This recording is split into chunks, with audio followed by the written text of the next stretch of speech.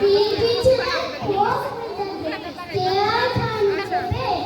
একলা বসে বীর চিনি হঠাৎ গেলেন ভেবে আজকে উঠে হাত পা ছুড়ে সত্যি করে বল হঠাৎ বলে গেলুম গেলুম ধরে তোল তাই শুনে তো বল